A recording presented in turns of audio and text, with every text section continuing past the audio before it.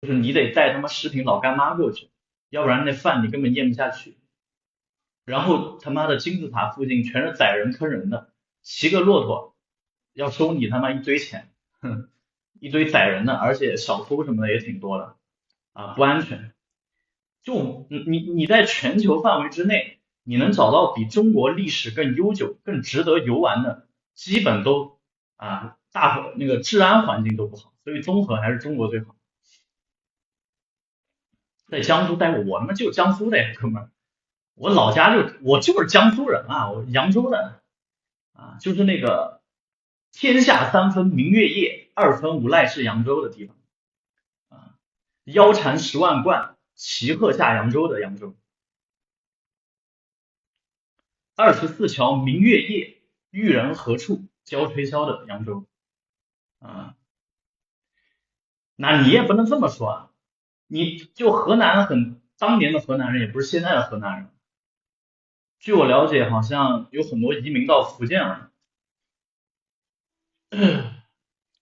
在江苏哪个城市？我他妈不在江苏哪个城市，我一般在上海、杭州哈，一般在上海、杭州。啊，不要问这些啊，问一些跟那个撩妹有关的问题啊，跟情感有关的问题，跟情感有关的问题。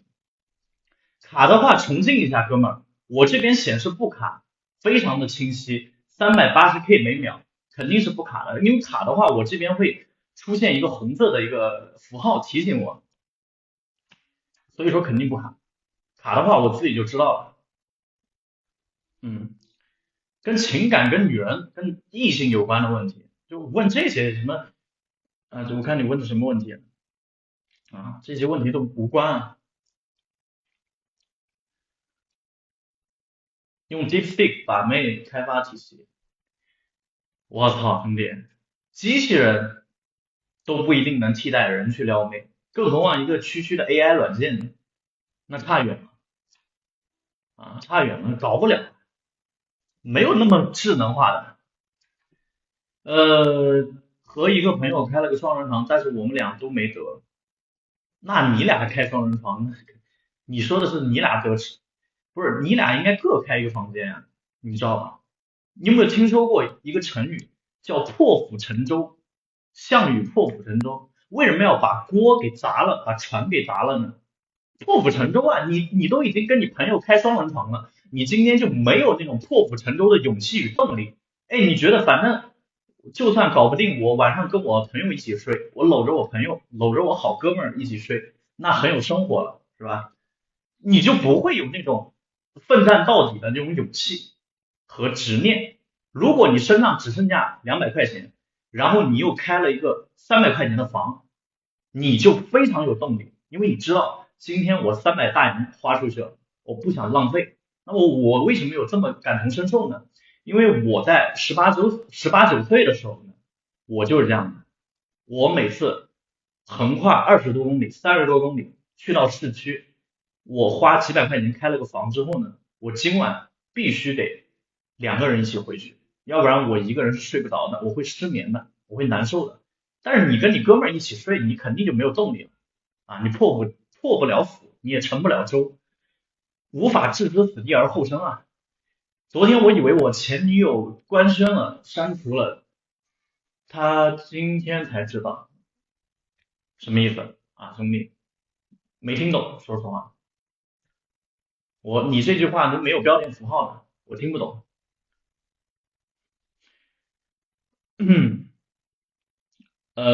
聊什么知道他有得吃？你去看我视频啊，我的 B 站上，我的 B 站有一节视频叫“女生因为什么跟你得吃”，是吧？你看那条视频你就知道了，女生因为什么跟你得吃啊？老吴是不是女生主动请你吃饭也不等于有戏？那肯定啊，这2件事情有关系吗？请你吃饭只能说明这个女生比较有礼貌啊，不想占你的便宜，不代表她一定就想跟你干什么，是不是？现在是独居，你问这个干嘛，兄弟？你想跟我谈恋爱吗？你问这个干嘛？想跟我同居是吧？又染发了，他妈黑色啊，染回黑色了。恢复到他妈的乌黑乌黑的头发了，像海飞丝、像青阳一样的乌黑亮丽的一头秀发，是吧？那个打电话给青阳广告，不要找陈荣大哥那个，找我就行了。老吴和妹子见面完全没感觉，可以直接走了，脸皮厚一点直接走嘛，及时止损。因为你又不喜欢他，他又不喜欢你，你俩继续相处下去，对彼此都是内耗啊，都是浪费时间啊。是误会能加回来吗？什么意思？听不懂啊？你能不能完整说一下，兄弟？嗯啊，女生说太快了，迟迟不能收尾，怎么办？那说明你目的性太强了，就是你都已经让人知道你想干什么了，别人就有防备心了，就会抢在你做一些行为之前，把你给防住，用这种台词来防住你啊，这个是他的防卫手段。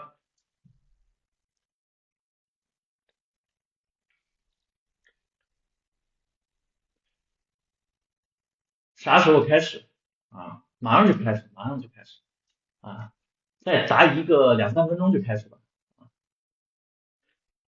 game 太累怎么办？钱和时间都要到位才吃。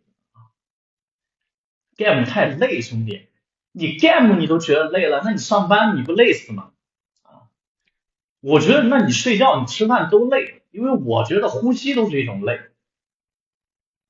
就是你连撩妹你都觉得累，那让你做苦力活怎么办呢？就如果有一天我跟你说啊，必须得去健身，必须得去好好工作才能撩到一个妹子，你肯定就没有动力去做了，因为你连撩她的过程你都觉得累。他妈的讨论起我的发量了，岁数在这摆着，奔三的人了，发际线高不是很正常吗？再说了，我爸他妈中年就是秃头，我应该发际线也不会好太多。不过我跟你们讲，这个脱发确实是一个制约你魅力的很严重的因素。就是你哪怕把头发全剪了，你留个光头也比你秃头好，因为这个掉头发这是一种什么样的感觉呢？就意味着你的基因非常恶劣，人家一看到你就知道哦，如果说我跟你结婚了，咱俩生个孩子，他肯定也是脱发，对吧？所以说，如果有个兄弟跟我一样，这个发际线很高呢，赶紧这个留刘海遮住，知道吧？赶紧遮住，不要让女生看到啊！真的发际线高，这个确实是个很严重的问题。我觉得你把鼻子隆高了，把眼睛搞成双眼皮，这个其实不是很紧要的事情，不是很重要的事情。但是如果你的发际线高，你一定要去植发啊！我肯定会植发的，但是呢，今年应该不会，因为今年还能对付一下。就是等我岁数越来越大的话，我早晚还是得植发的啊！我现在已经有意无意的去做那个毛发护理了，因为确实头发发量有点日益见消，完全不如5年前。5年前那真的可以给青阳做广告。我比你小几岁，头发比你少还多啊！那这个兄弟，你赶紧植发去吧，赶紧植发医院去。还有就是我给你们一个形象改造的建议哈，就是这个鬓角一定要留，而且鬓角比较稀疏的哥们儿，你有条件的话可以植个鬓角，因为如果你鬓角多、鬓角密的话，可以把旁边这个颧骨给修饰一下，显得你脸不宽啊。大家看我这个脸不宽的原因呢，是因为我开了美颜滤镜，但是现实当中我的颧骨是有点宽的，所以我这个鬓角就一定不能剪。每次去理发的时候，每次洗头掉多少头发，这个我也不会去数啊，哥们儿。好，我们就废话不多说了啊，就正式开始今天的这个内容啊，正式开始今天的内容。那稍等一下啊，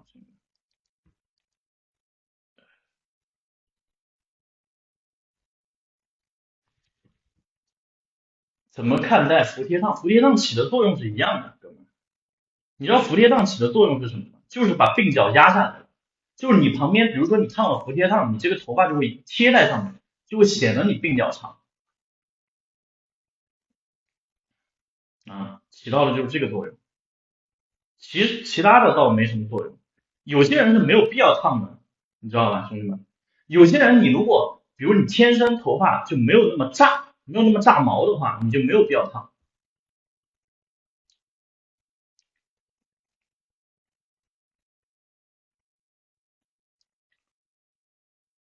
老吴实在人，那肯定啊，兄弟，我肯定是实在人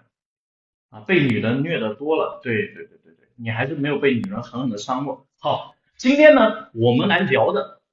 准确的讲，是女人当中的一个小群体。那么什么样的小群体呢？就是我们经常喜闻乐见、经常讨论、挂在嘴边的三个字，叫高分妹啊，你也可以称为正妹，你也可以称为顶美。那不管你用什么词语去形容，你就知道她在你面前一定是会让你仰望的，一定会让你觉得高不可攀的，才叫正高分妹。因为如果这个女人你看到她，你不会有心跳加速、血脉喷张的感觉，你觉得这个女生其实也还好啊，特别是在这个街上遇到的时候，你觉得我不去认识也无所谓的话，那她就不是高分妹啊。我们怎么判断一个人是不是高分妹呢？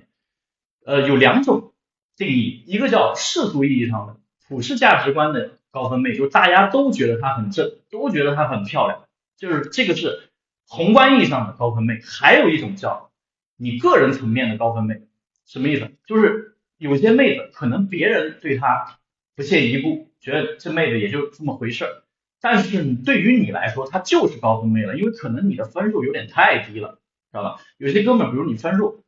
你自我评价可能就3、4分，那其实有个女生她有个5.5，对你来说也是高分妹了。但是我们今天要讨论的是宏观意义上的高分妹，就是大家都认可的。你牵着她，她挽着你走在街上，出现在社交场合当中，众人的目光都会聚集在你俩身上。那么这样的女生，她才叫高分妹。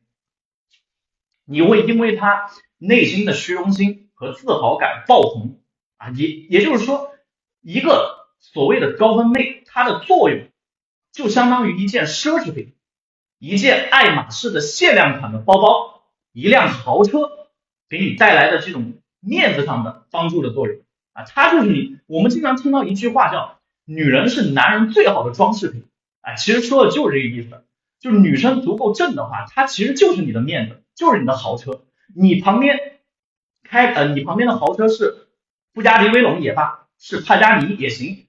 都不如一个顶美带来的目光聚集的那个效应强啊，当然都强，只是说我说的可能夸张一点了，差不多吧。那么我们今天的主题是讲怎么去跟高分妹相处啊。那么这个相处的有很多的核心，那么我从最重要也不能说最重要吧，都一样的，我按顺序给大家讲一下。首先第一个核心就是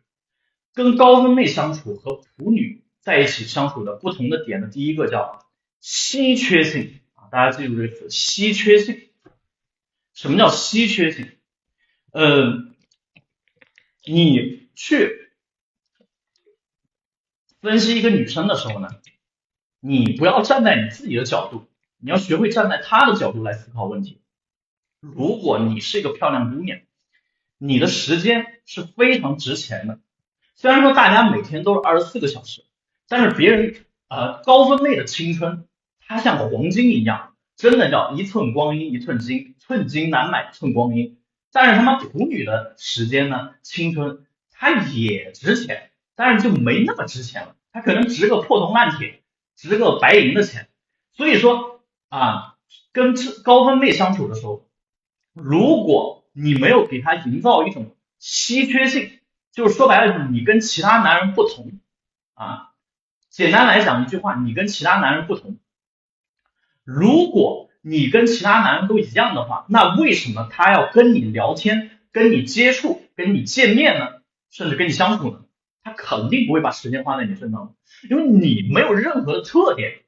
在这个女生的心理想法，她是这样的，她觉得既然这个男人，我未来的某一天，甚至我明天就可以再遇到一个同样的男人，我为什么还要在你身上多浪费一点时间和精力呢？也不能说浪费，就是说我肯定不是很在意，我不怕你离开我你可以去试一试。如果这妹子颜值颇高的话，你只要敢甩一点框架这个女生她的态度一定是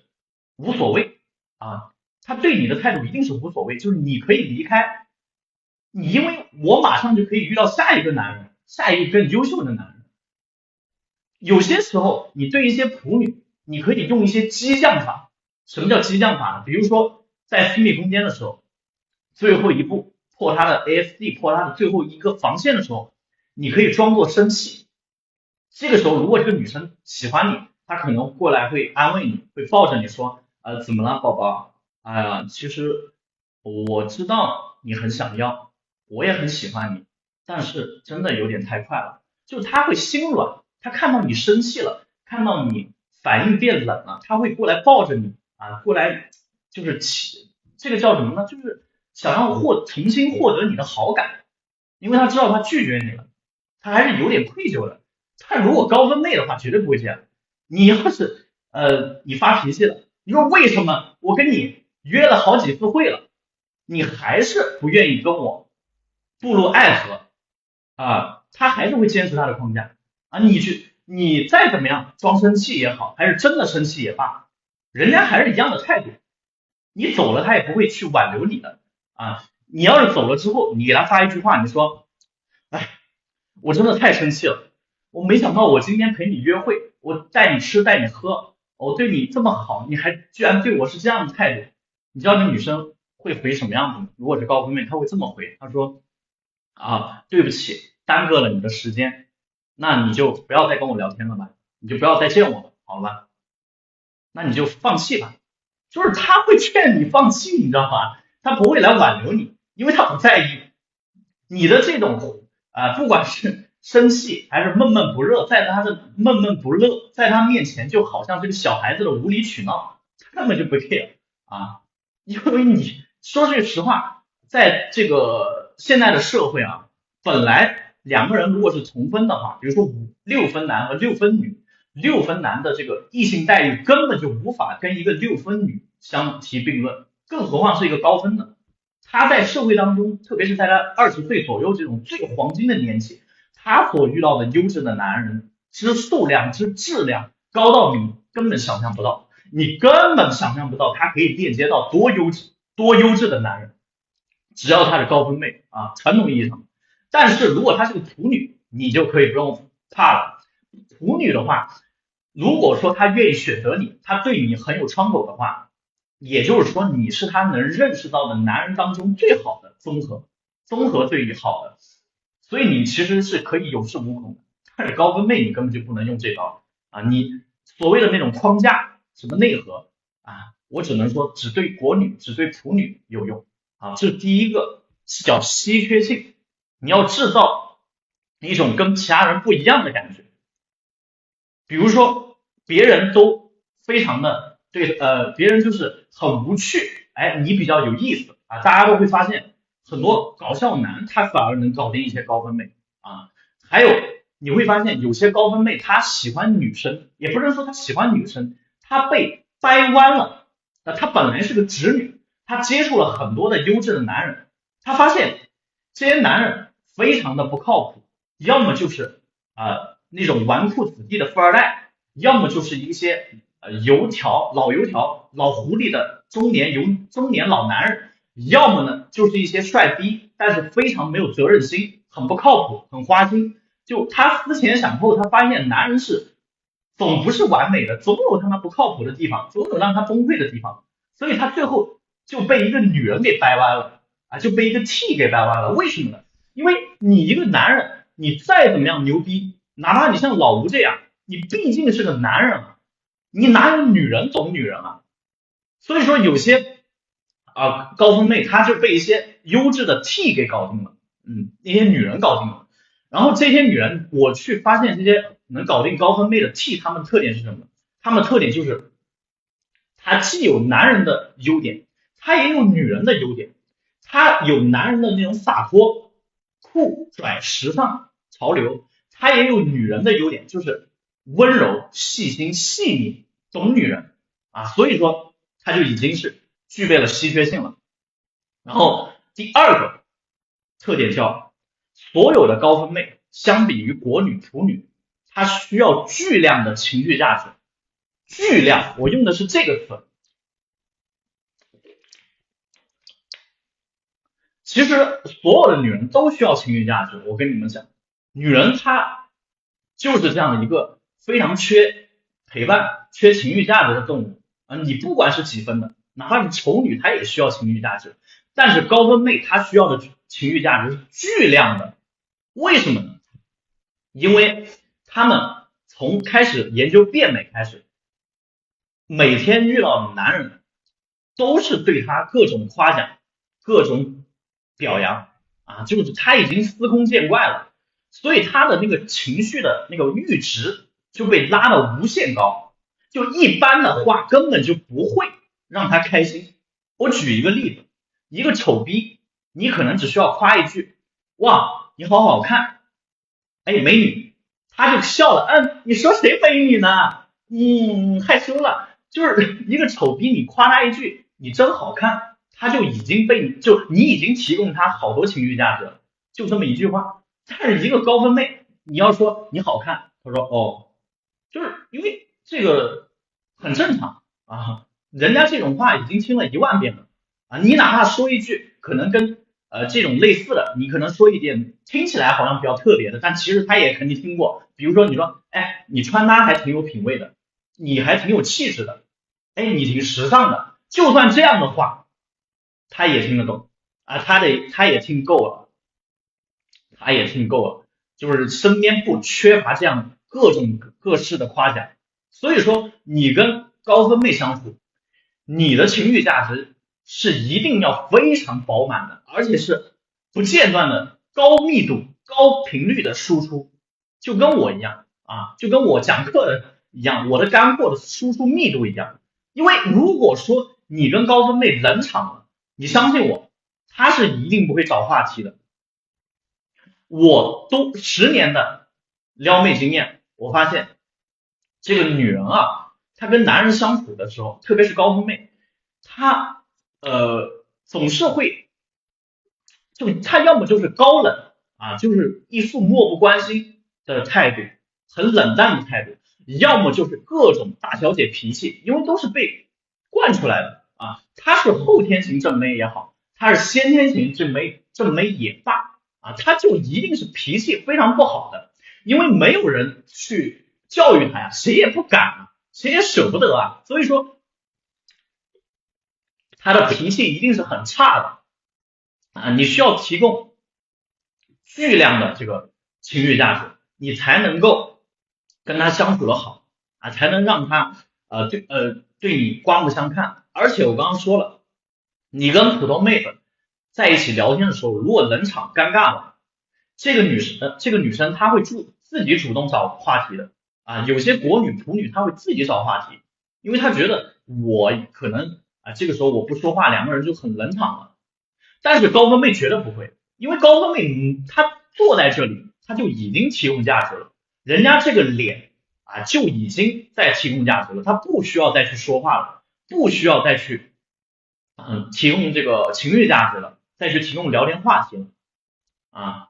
然后，但是你跟他在一起，你又不是一个跟他一样颜值高的一个男人啊，你就算你颜值跟他一样高，那么作为男人，你还是要主动找话题，更何况你的颜值一定不如他。我刚刚说了，所谓的高分妹，那肯定是比你正的嘛。那我们要是高分男的话，就不讨论这个问题了。所以你要不断的输出高密度、高密集的输出话题，输出情绪价值，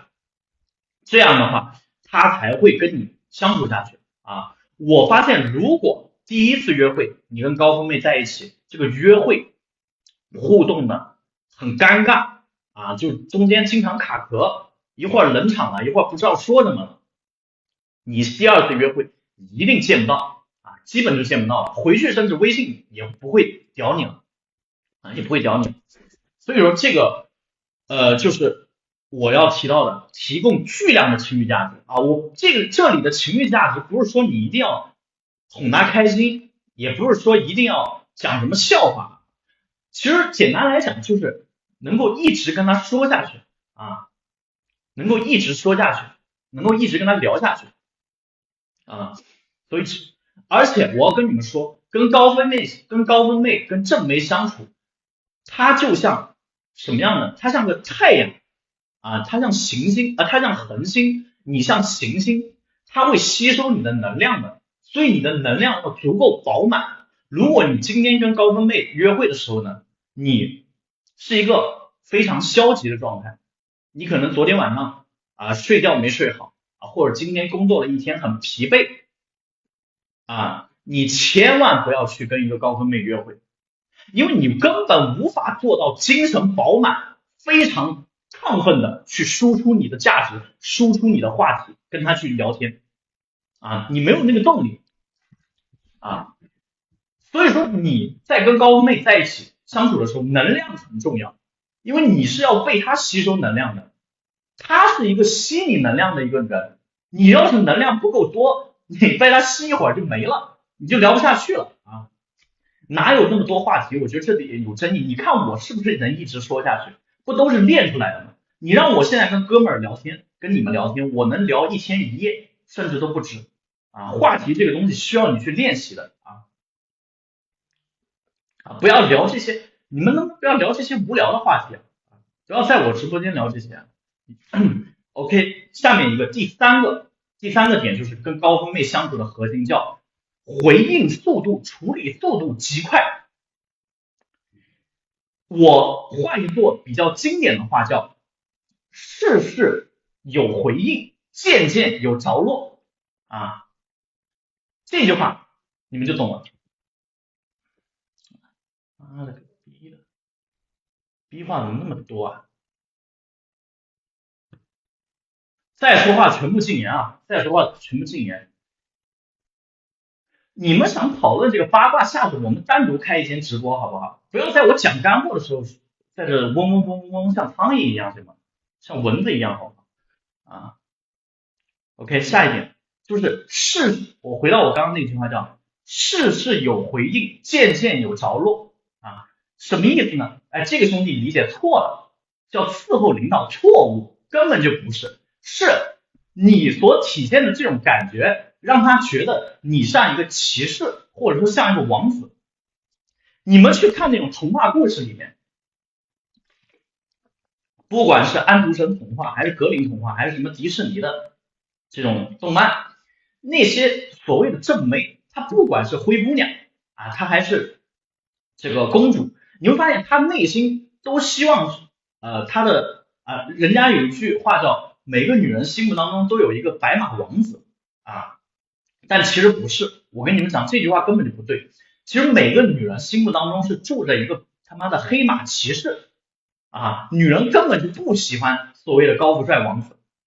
我跟你们讲真的不是，我跟所有的高分妹我都喜欢聊天，去讨论她真正喜欢的类型，以及哪一个男朋友跟他们相处他觉得更舒服，或者说更喜欢，更让他念念不忘，永远是那种像他妈骑士一样的人，骑士一样的男人。那么怎么样去具备这样的特征呢？其实就是我刚刚说的一句话，回应速度很快。什么叫回应速度很快呢？就是他提到了一个点，你立马就能，比如说他突然提到星座，你立马就知道他是什么星座的，因为之前可能他跟你说过，你就给他记下来了，就这种细节你全部放在心目当中了。还有比如说他说我的那个发夹去哪了？你记得吗？我那个蝴蝶一样的发夹，我操，你立马给他拿出来了，你就能把他的这些东西都记得放在哪里。比如说这个女生说我太不小心了，今天出来玩居然忘了带防晒，你这个时候从你的包里掏出了一个防晒就像这种，就是你的处理问题的速度和能力，你的应变速度，你的回应速度非常快所以我称它为另外一句话嘛，叫事事有回应，件件有着落就是还有我再举个例子我想一下是什么就是比如说你们知道这个高分妹她出门她是不带脑子的，因为人家都这么好看了，都已经是个花瓶了要是每天大脑袋装一堆乱七八糟的东西，那肯定不可能。就是高分妹出门不管是旅行还是逛街，她其实很多时候是丢三落四的，但是你能够把这些东西都记住，你能提醒她带很多东西出门，就光这个都已经是领先很多男人了你们很多时候都想学习这个跟颜值跟建模跟经济无关的东西，我现在讲的就是这些。但是我发现你们都在这扯淡呢啊，能不能好好听课啊？真的让我很失望啊！真的讲干货的时候反而在这，哎，所以说为什么有些人一辈子都打不到正妹呢？还是有原因的啊。高分妹，我今天说的是传统意义上的高分妹，兄弟，不是你的高分妹。你的高分妹可能是别人男生的舔狗，但是我的高分妹还真不是。我的高分妹是谁呢？我的高分妹是明星，是刘亦菲啊，是这个大网红，还真不是。是那个你们知道那个人吗？孙一宁啊，我的高分妹是这种啊，她还真不会做人家的舔狗啊，你错了，真不会。我告诉你，真正的高分妹不会做别人舔狗的，人家高分就是不当舔狗的啊，就是不当舔狗的。当然了，你非要跟我抬杠，你说那个韩国的女团那种，那就没得说了。我只是说中国的高分妹还真不会当舔狗，如果是国外的高分妹可能会。今天讲的受众群体是我们这种优质男，好吧，那我可没这么说啊，我觉得不一定是优质男啊，我觉得是，那也是老吴想象的，肯定是实际案例啊，兄弟，如果不是我这10年的经验，我怎么敢给你们讲呢？啊，我怎么敢给你们讲呢？啊，我是类比，用这几个人举例子，颜值举例子。好，这是第3个点，第4个点叫全程舒适感。什么叫全程舒适感？大家记住这2个字，叫全程。因为你们有没有听过一个故事，叫豌豆公主啊？安徒生童话里的故事，就是一个女生啊，就一家酒店，她为了识别出真正的公主，她在床垫上垫上30层的鹅绒被和30层的天鹅绒的被子，然后让当天入住的这个旅客去睡在上面。结果第2天呢，有一个女生就说，哎，我昨天睡得特别不好，总感觉有东西硌着我。然后大家都知道了，这个才是真正的公主，因为她能够感受到30层被子下面的一颗豌豆。那么其实女人也是一样，很多正妹也是一样，她也是会对这种很细微的不舒适感很敏感。就是比如说你带她去吃火锅什么的，我跟你们讲，如果一个高分妹愿意跟你去吃火锅的话，只有2种可能。第一种，你们已经是认识好久了啊，就其实她对你已经是喜欢了啊，这个时候呢无所谓了，去吃什么也不影响了。第2个就是这个妹子她不是高分妹啊，就我拿个火锅举例子，就火锅店那种味道，只要是个正妹，她一定不适应，她一定受不了啊，因为别人身上都是香香的，香香公主又怎么受得了你火锅店的这种气味呢？是不是啊？就是正妹她的全程都是需要舒适的啊，舒服的。这个舒服和舒适的感觉不需要你去提供，不一定需要你去提供，你可以去靠环境去提供啊。但是你记住，你不能让这个正妹高分妹跟你在一起的时候有半点不舒服，要不然她就会像豌豆公主一样，说我昨天没睡好，我感觉他妈30层被子下面还有一颗豌豆在硌着我啊。就是为什么这个童话故事它可能比较夸张的，其实这个童话故事想表达的就是正妹高分妹她是非常敏感的啊，她皮肤很精致很细腻，她就很能感知到这种微小的差距，一般的普女国女她是感觉不到的。你带她睡到那种一般的酒店，她可能觉得也无所谓了啊，她也能接受啊。好了，讲了快半个多小时，那如果说觉得我分享的东西是真知灼见有干货的话，可以添加一下我的这个微信啊，叫秦魁老吴，同名秦魁老吴啊，可以添加一下啊，同名秦魁老吴全拼秦魁老吴啊。说白了，高分妹都是惯出来的啊，兄弟，高分妹是奢侈品，那奢侈品你知道 LV 是从来不讨价还价的吗？你们知道吗？ LV 是从来不会讨价还价的，人家的价格就定这个价，你要买就买，不买就滚蛋因为不是卖给你的。我今天讲高分妹是讲给想把高分妹的人听的。你如果觉得我就想跟一些普通的女生在一起相处，我只想搞定普通的妹子，那就 OK 呀，完全没问题，我也理解，我也支持，对不对？你不要去抨击那些正妹，就像很多妹子她被一些优质男给甩了，或者说给渣了，她就会骂这些男人说，哎，这些男人太坏了，始乱终弃啊，抛弃了我。我操，那谁让你自己非得去用你的热脸贴冷屁股，你非要去搞那个高分男呢？是不是？那你活该呀。那如果你想把高分妹，你就要学习这些东西啊。如果我们也当对不起，不可能，你做不到，不可能。你是大佬吗？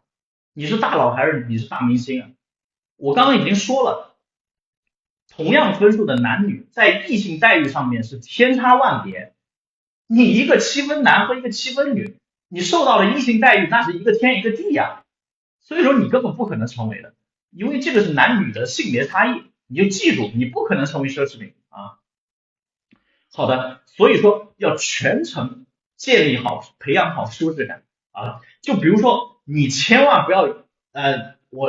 以下我列举几个比较扣分的行为啊，比如说你俩站在路边，特别是天气又差的时候，下雨啊，甚至冬天很冷，你俩在那打车，打了半天，你在那叫车软件叫半天，叫不到个车，那不就很尴尬吗？啊，为什么很多长得还不错的妹子需要问你有没有车呢？很多兄弟他应激了，他认为这个妹子她是嫌贫爱富，嫌弃她没车。我只能说你确实很容易破防。其实很多长得还不错的妹子，她要求男生有车，她本质上是希望能全程舒适，她不想穿这个高跟鞋跟你在路上走路啊，不想跟你走路，特别是冬天夏天啊，太阳晒了一下，皮肤直接晒黑了，那跟你出来约会的意义在哪里呢？把自己变丑了是吧？啊，得不偿失啊！你请别人吃个几百块钱的饭，别人化了精致的妆，穿了精致的衣服，还穿了高跟鞋，跟你在路上走来走去的，走了几百米，甚至走了1公里，那图什么呢？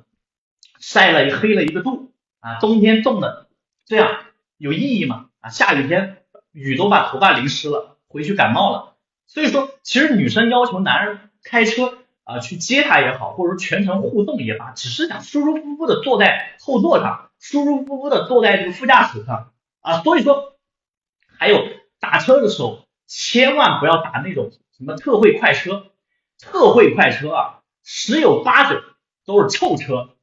可能司机嘴里还有大蒜味，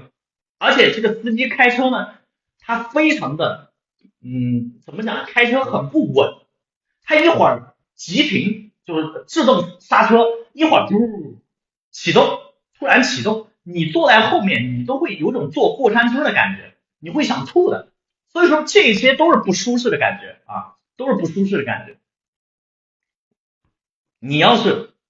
跟正妹相处，其实你自己可以接受，比如说像老吴，我都可以接受坐绿皮火车，我都能接受啊，我也能接受挤那种经济舱的飞机，但是你会发现，这高分妹肯定做不了。你让高分妹挤经济舱，挤2个小时，挤3个小时，别人可能能接受。比如说去哪个地方度假的，去哪个地方旅游的，人家想，哎，我这个既然去旅游度假了，那我忍几个小时吧。但是如果是10个小时、8个小时，我告诉你不可能，没有人能接受得了坐经济舱的，因为太难受了。我这种铁定我能接受，但是正妹是绝对接受不了的啊！因为这全程太不舒适了啊！还吃沙县都，我跟你说，我刚刚已经说了，像火锅、像烤肉这些都是严重避雷了，更不用说沙县小吃了，什么烧烤路边摊啊，这些你就不用想了啊。只有一种可能，就是这妹子她15岁、16岁，她可以接受，她是一个15岁的高分正妹，超过15、16的绝对是不会接受的。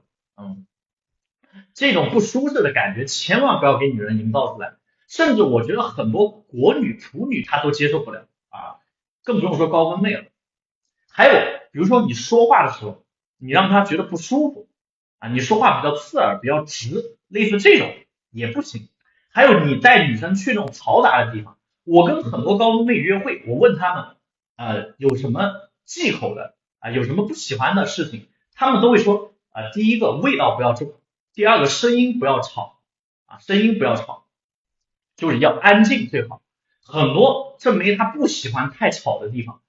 特别是这种大排档这种。我说句实话，大排档除了乱以外，其实更让正妹接受不了的就是声音太吵了，叽叽喳喳的，而且有很多喝醉了酒的醉汉太危险了。就类似以下的这种场景，这种场所，你千万都要避雷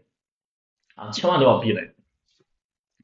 如果6分颜值但家里很穷的学生妹呢？不可能，不可能，现在不存在了。2025年之后，如果真的有6分，然后家里很穷这种，它不会存在的。就算有，它也是不可能跟着你去忍受这些东西的，它只会更加的在意这些现在时代跟以前不一样，没有哪个正妹愿意陪你吃苦的。就是你这些不舒适感，其实就是想让这个正妹陪着你一起吃苦嘛。我给你翻译一下，没有人愿意的老吴也不愿意跟你一起吃苦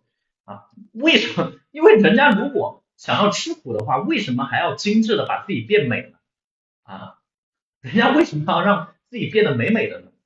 打扮的很精致呢所以要有经济实力，不是，你让人家不舒适，这个跟经济实力没关系你不要去一些脏乱差的地方就行了呀，你不要跟他在一起说一些低情商的话呀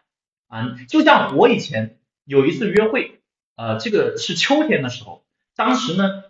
天气还是有点冷的，我带妹子去户外约会，我觉得就很不恰当。现在想想很冷就是像这种东西跟钱不钱的没有关系的，为什么什么事情都要联想到经济呢兄弟有些时候跟你的智商情商有关，不是跟经济有关。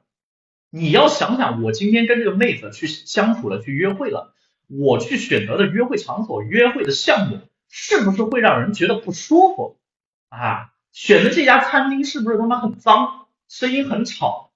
味道很重，然后是不是地上还粘着那个高跟鞋踩在上面还很容易滑倒是不是座位上面还没有擦干净？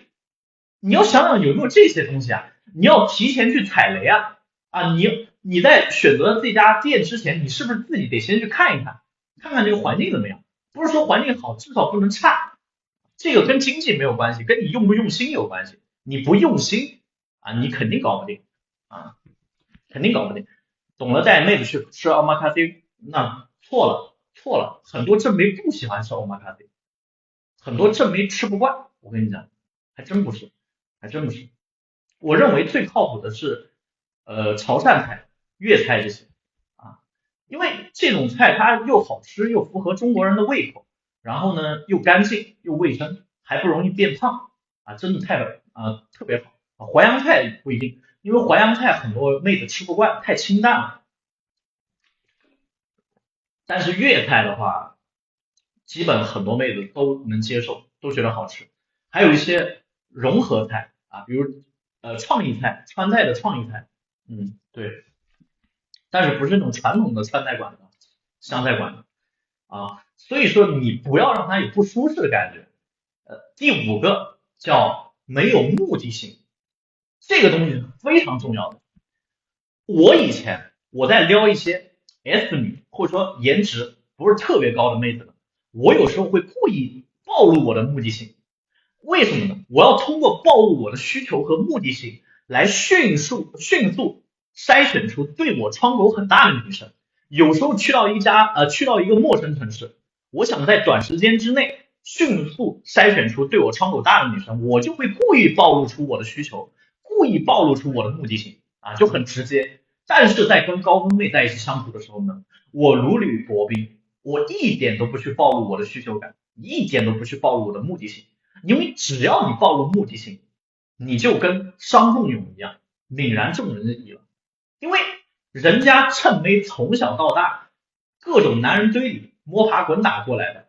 你有什么想法？你想对他做什么？你想跟他成为什么样的关系？人家门清，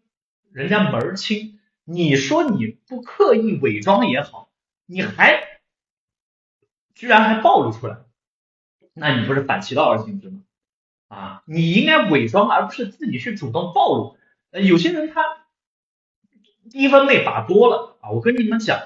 把高分妹最大的前提是拒绝低分。如果你普女把多了你一定达不到高分，因为普女和高分妹它是两种截然不同的物种，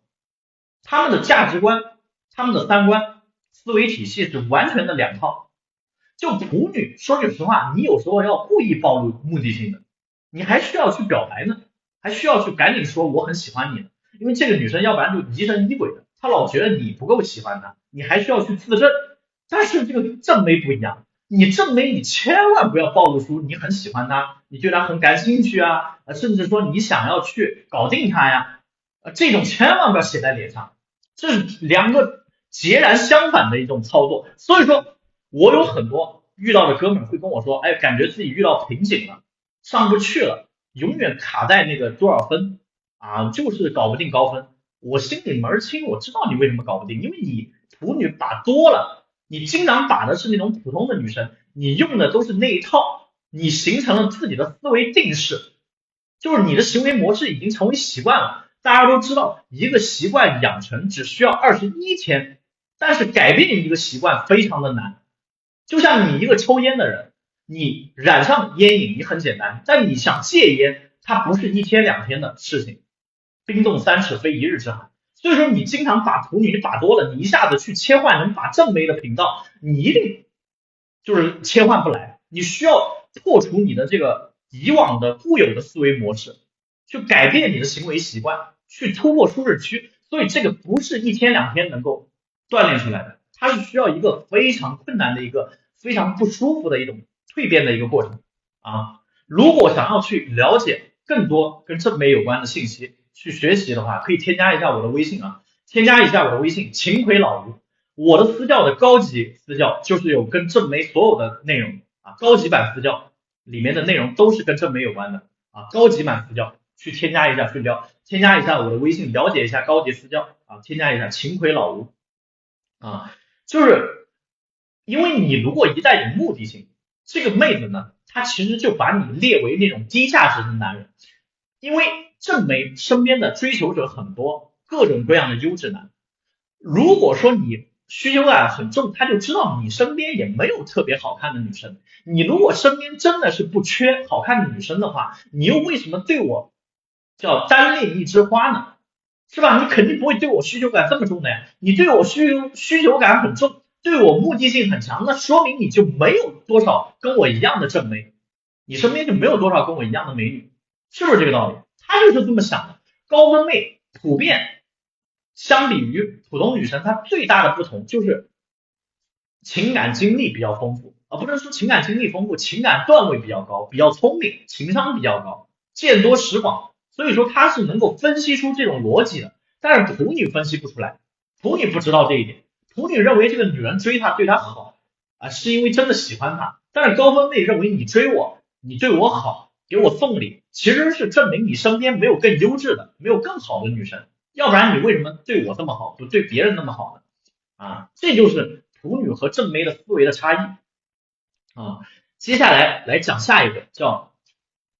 神秘感、不可预测性跟高分的女生相处，你千万不要把你所有的事情一下子全部给那叫敞开心扉，全部吐出来了。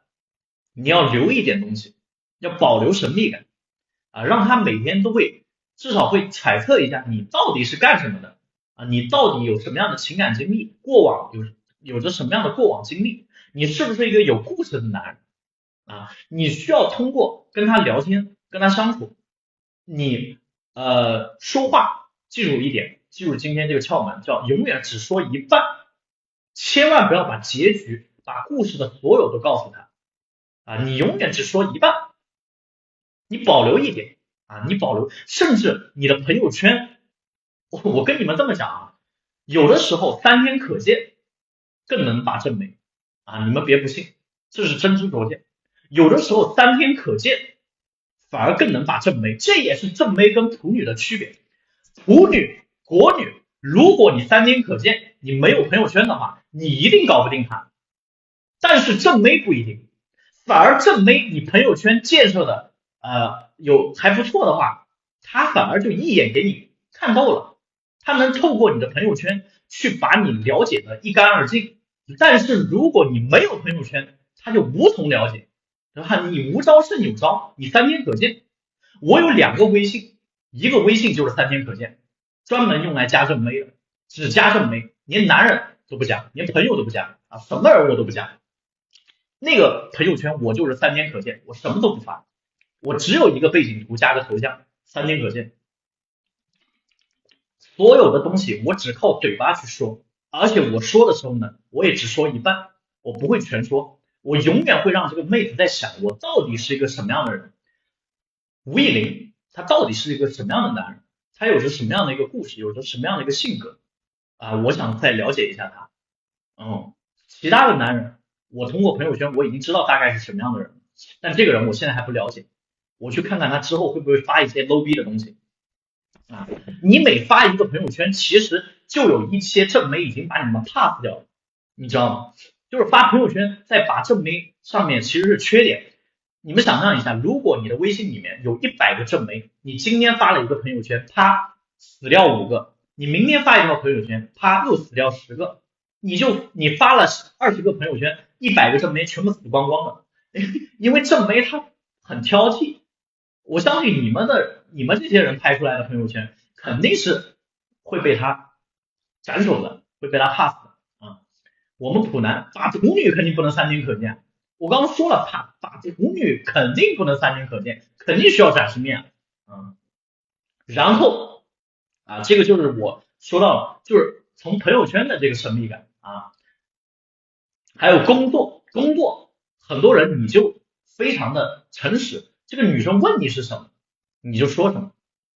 这个千万不要这样。比如说你大学老师，这妹子问你做什么的，那我操，你不仅说你是大学老师，你把你在哪个学校上班的那个单位你都说出来了，那你直接就是一张白纸了，那别人还怎么去联想你怎么去想象你呢？对不对？你需要你说的每一句话，你发的你做出的每一个进攻的一个行为，都要让这个人去遐想你，去联想你到底是一个什么样的人，这就是神秘感，不可预测性。然后下面一个叫形象建设方面，要去渣化、去魔化、去名媛化大家记住这3个去叫去渣化、去名媛化、去魔化。什么意思呢？就你的形象千万不要让人觉得你是以下这几种人，第一种像模子哥，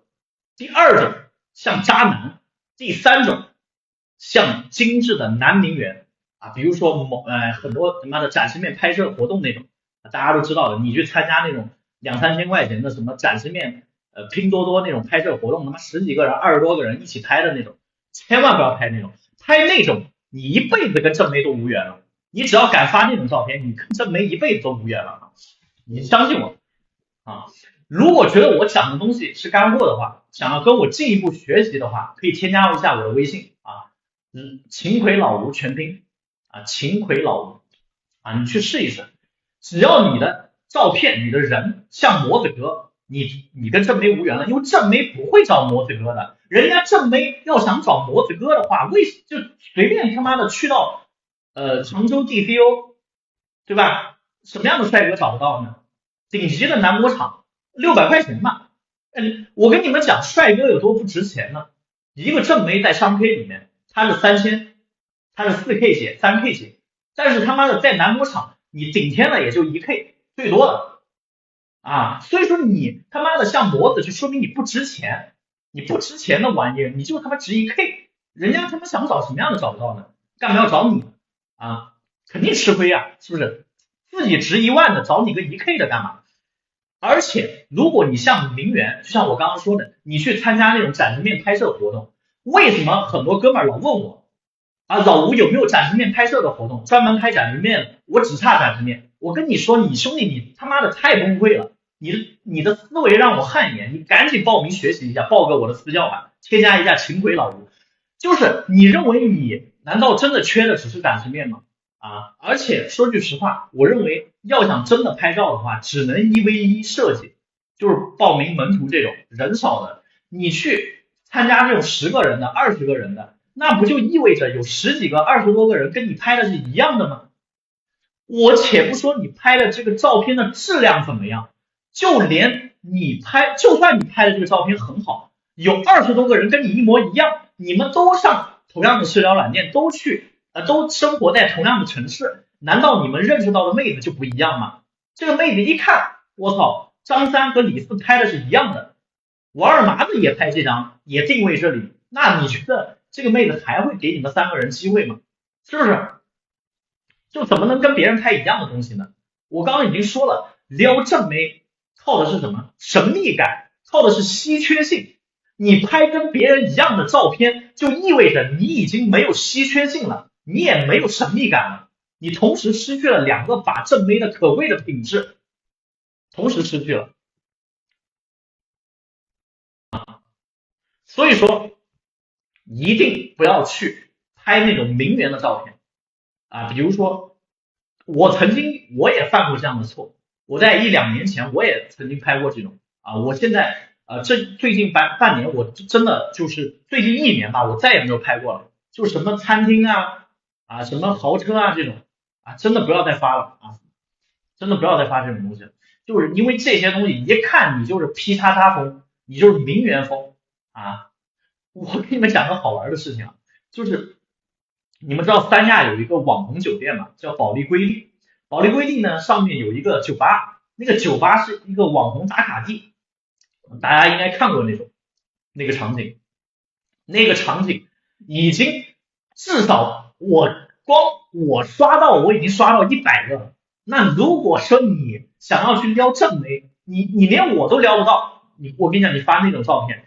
我现在还在发现有些导师带兄弟们去拍三亚的保利瑰丽那个背景的那个照片，我操，连我都看腻了，更不用说正妹了，一看就知道你是屌丝就是你说实话，你拍这些跟别人人云亦云的照片，说白了你就是一个没有稀缺性的人，你就是个屌丝你就是一个低价值的男人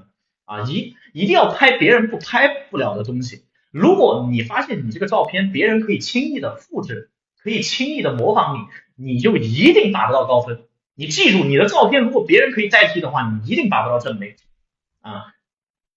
因为你只要拍的多的话，你这种照片只要是那种那个叫什么东西来着，像那个流水线生产的一样，10几个人20多个人一起拍的那种，我操，你觉得如果正妹被你这张照片吸引的话，那意思就是说只要是个人去那拍都能吸引他咯，他能被20多个人吸引咯